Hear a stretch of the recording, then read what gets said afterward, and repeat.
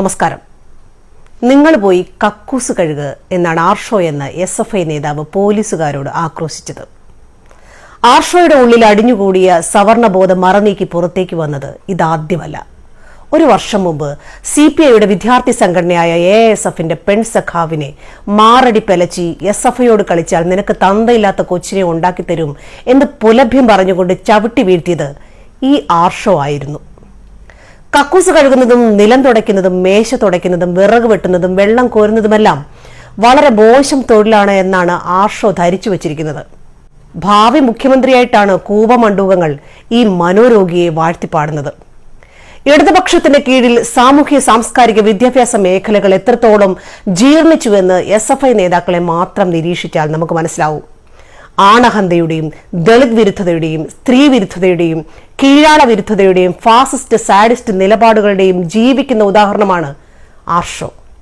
തെറിയുടെയും അശ്ലീലത്തിന്റെയും കയ്യേറ്റത്തിന്റെയും താൻ പോരുമയുടെയും ഭാഷ മാത്രമാണ് ഇവറ്റകൾക്ക് വഴങ്ങൂ.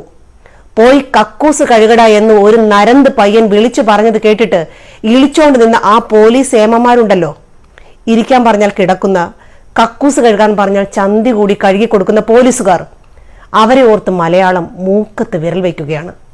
പോലീസ് സ്റ്റേഷനിൽ കരുതൽ തടങ്കിൽ വെച്ച യൂത്ത് കോൺഗ്രസുകാരെ കയ്യേറ്റം ചെയ്ത DYFIക്കാരെ ഒന്ന് തടയാൻ പോലും ശേഷിയില്ലാത്ത അടിമക്കൂട്ടത്തിനോട് സത്യത്തിൽ സഹതാപം മാത്രമാണുള്ളത്. രക്ഷാപ്രവർത്തനം നടത്താൻ കമ്പിവടിയും വാരിക്കുന്തവും ഒക്കെയായി പോകുന്ന DYFIക്കാരന്റെ പിന്നാലെ ലാത്തിയും തൂക്കിയിട്ട് കുനിഞ്ഞു നടക്കുന്ന പോലീസുകാരന്റെ കാഴ്ച നാണിപ്പിക്കുന്നതാണ്. ഒന്നും വേണ്ട, വടിയും പിടിച്ചു പോകുന്ന DYFIക്കാരോട് ഞങ്ങളുടെ പണി നിങ്ങൾ ചെയ്യണ്ട എന്ന് പറയാൻ പോലുമുള്ള ധൈര്യം ഇവിടുത്തെ പോലീസുകാർക്കില്ല. നിങ്ങളെ കൊണ്ട് പറ്റുന്ന ഒരു കാര്യം ഞാൻ പറഞ്ഞു തരാം. ഒന്നുകിൽ ലോങ് ലീവ് എടുക്കുക, അല്ലെങ്കിൽ VRS എടുക്കുക.